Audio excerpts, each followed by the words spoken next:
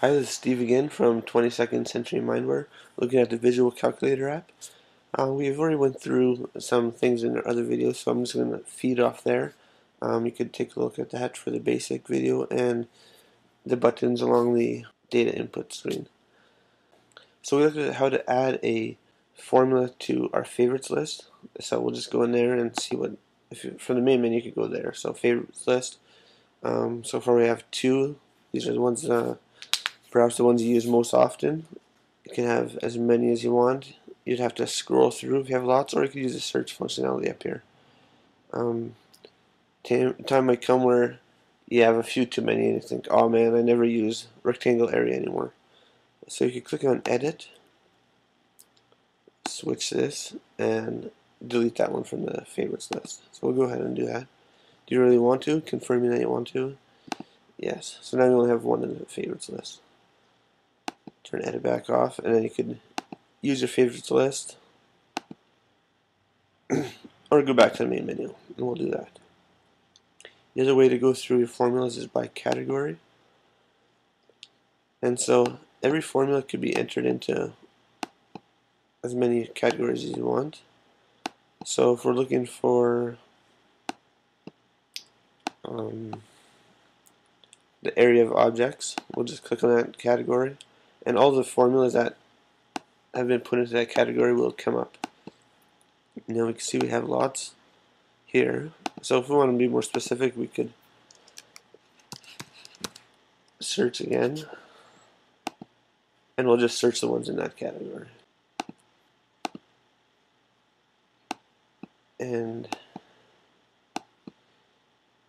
that pretty much sums that up. Again, we can go on edit and delete, but in this case it would delete the whole formula, so you don't really want to do that right now. But in a case where you've created a formula, you might want to do that.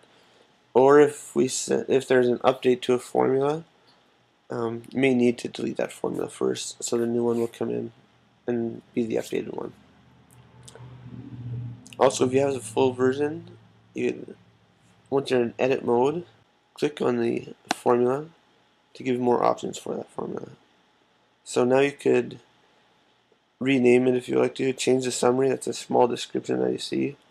The description, that's the big description that would come up if you clicked on the information button, and maybe more importantly is the category list, where you could change which categories it's in, either by adding it to a new category or taking it out of other categories. So say, there's so many formulas in geometric shapes, makes it a little confusing to have this one added in there as well. I'll take it out. Now, I won't really do it because I want to keep it in there, but click done and save it. And it actually brings you to the formula where you could in turn edit the formula more if you would like to, or just use the formula. Alright, we'll go back, make sure it's out of edit mode, doesn't matter, but it's easier if it is. And we'll go back to my category just to see the list of categories again. Now here there's also edit, where you could delete the category. Now that category won't appear in any other formulas anymore.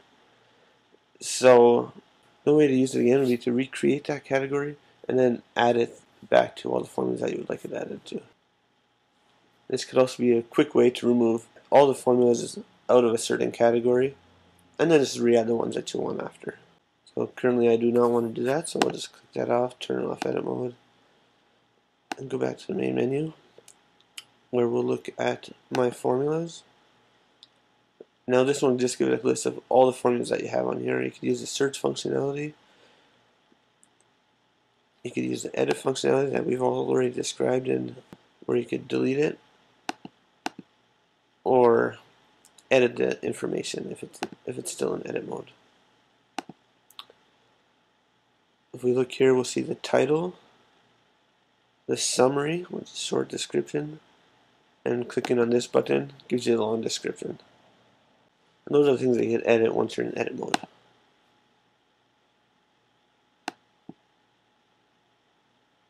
Hope this video has been informative to you. Please feel free to check out our other videos.